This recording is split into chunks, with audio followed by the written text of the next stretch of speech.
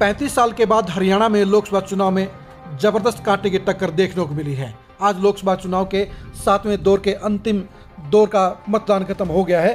परिणाम 4 जून को आएगा, लेकिन सबके जहन में एक ही सवाल है कि हरियाणा में कौन सी पार्टी कितनी सीटें जीतेगी। बीजेपी 2019 की तरह 10 की 10 सीटें जीतने का दावा कर रही है, तो कांग्रेस भी बीजेपी का सुपड़ा साफ होने का दावा कर रही है।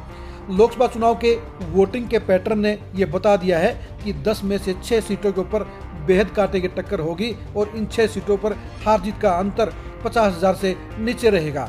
यानी जहां 4 सीटों में बीजेपी और कांग्रेस दोनों ही 2-2 सीटें बांट रहे हैं, वहीं बाकी की 6 सीटों पर महज 2% वोटों का पलटना भी परिणाम को बदल कर रख देगा। यानी अगर 2% वोटर बीजेपी के पक्ष में ज़्यादा निकले तो बीजेपी 6 से 7 सीटें जीत सकती है, और अगर ये 2% वोटर कांग्रेस के पक्ष में ज़्यादा मिले तो कांग्रेस भी 6 से 8 सीटें जीत सकती है।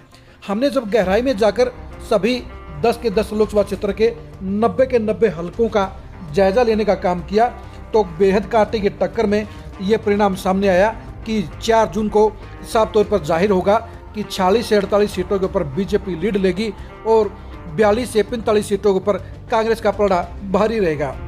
हम आपको बता दें कि बीजेपी का दबदबा जिन विधानसभा क्षेत्रों में रह सकता है उनके नाम हैं कालका, पंचकूला, अम्बाला सिटी, अम्बाला कैंट, यमुनानगर, लाडवा, थानेसर, कैथल, पुंडरी, नीलोखेड़ी, करनाल, घरोंडा, पानीपत शहर, पानीपत ग्रामीण, समालखा, गन्नौर, सोनीपत, गोहाना, सफीदों, जींद, सिरसा, हिसार, आदमपुर, हांसी, बरवाड़ा, बवानीखेड़ा, तोशाम, भिवानी, अटेली, नारनौल, कोसली, रोहतक, बहादुरगढ़, झज्जर, कलानौर, रेवाड़ी, बावल, पटौदी, गुड़गांव, सोहना, बड़खल, तिगांव, फरीदाबाद, NIT, बल्लभगढ़ और पलवल। यानी ये सीटें साफ तौर पर बता रही हैं कि बीजेपी का जो पलड़ा है वो 48 सीटों पर भारी हो सकता है, जिसके चलते बीजेपी कहीं न कहीं चुनाव के मामले में कांग्रेस की तुलना में आगे नजर आती है। लेकिन ये भी सच्चाई है कि कांग्रेस की लीड काफ़ी विधानसभा क्षेत्रों में ऐसी है जो ज़बरदस्त है, और इसलिए कांग्रेस ने कम विधानसभा क्षेत्रों की लीड की बजाय बीजेपी के ऊपर बड़ा प्रेशर डाल रखा है, कांटे की टक्कर में फंसा रखा है। अब आपको ये भी बता दें कि कांग्रेस कौन कौन से हलकों में लीड लेती हुई नजर आ रही है।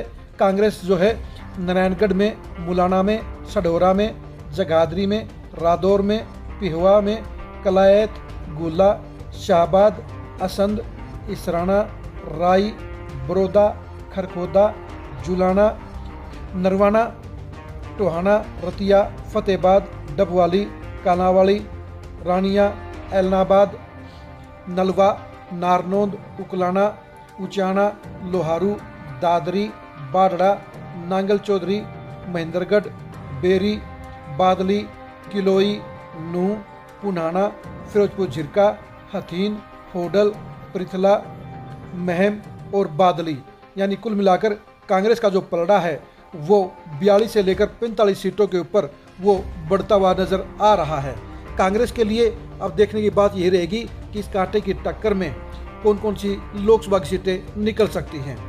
आप देख ही रहे होंगे कि एक तरफ जहां बीजेपी 45 से 48 सीटों पर बढ़त लेते हुए दिख रही है, तो कांग्रेस भी पीछे पीछे 42 से 45 सीटों के ऊपर जा रही है। यानी दोनों ही पार्टियों के बीच में, दोनों ही खेमों के बीच में बेहद कांटे की टक्कर है। इस वोटिंग के पैटर्न में हमने कुरुक्षेत्र पार्लियामेंट के 9 हलके भी कांग्रेस के पाले में जोड़ दिए हैं, क्योंकि आम आदमी पार्टी के प्रत्याशी सुशील गुप्ता को जो वोट मिल रहे हैं वो कांग्रेस के खाते से वोट मिल रहे हैं। अकेले अपने बलबूते पर आम आदमी पार्टी के महज 5% वोट ही हरियाणा में नजर आते हैं। इसलिए हमने कुरुक्षेत्र पार्लियामेंट भी इंडिया की बजाय वो हमने कांग्रेस के पाले में डाल दिया है। ये आंकड़े बता रहे हैं कि लोकसभा चुनाव में हरियाणा में 10 की 10 सीटों पर इस बार सबसे अलग नजर आ रहा है। लोकसभा चुनाव में जहां जाट वोटरों ने जबरदस्त तरीके से बीजेपी के खिलाफ में वोटिंग डालने का काम किया, वहीं उनके साथ में सिख वोटर, चमार वोटर और मुसलमान वोटरों ने भी लामबंदी करते हुए बीजेपी को पछाड़ने का काम किया है। बीजेपी के ऊपर हमलावर तरीके से अटैक करने का काम किया है। और यही वजह है कि जो बीजेपी 2019 में 10 की 10 सीटों पर विरोधी पार्टियों का सुपड़ा साफ कर गई थी, इस बार वो फंसती हुई नजर आ रही है।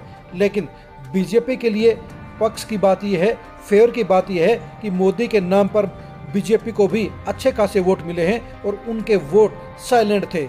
जहां पर बीजेपी के विरोधी वोटर साफ तौर पर बोल रहे थे, वहीं पर इस बार बीजेपी के वोटरों ने साइलेंट तरीके से वोटिंग करने का काम किया। और ख़ास तौर पर शहरों में मोदी के प्रति बड़ी पॉजिटिव फीलिंग के चलते बीजेपी दौड़ से बाहर नहीं हुई। जेजेपी जहां इनेलो के साथ में मुकाबले से हर जगह बाहर रही है, उन दोनों पार्टियों के 10 की 10 सीटों पर जमानत जब्त होती हुई नजर आ रही है। वहीं पर वोटों की लामबंदी में बीएसपी भी हरियाणा में इस बार महज 3 से 4% वोटों पर ही रहती हुई नजर आ रही है। एनसीपी ने अपने प्रत्याशी के तौर पर करनाल सीट के ऊपर वीरेंद्र मराठा को चुनाव मैदान में उतारा, लेकिन वो भी बाद में लामबंदी का शिकार हो गए। वो भी 50 से 60 हजार वोटों पर ही रह सकते हैं।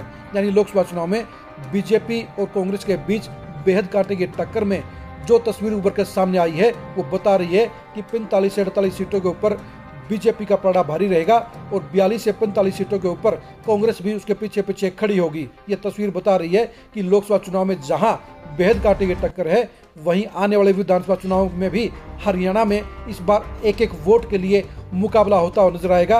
और तीसरी बार बीजेपी को सरकार बनाने के लिए बेहद मुश्किलों का सामना करना पड़ा होगा। जाहिर सी बात है, लोकसभा चुनाव की तरह विधानसभा चुनाव में जो पार्टी बेहतर प्रत्याशी उतारेगी, बेहतर समीकरण बिठाएगी, उसी पार्टी का पलड़ा भारी होने के चांस ज्यादा रहेंगे।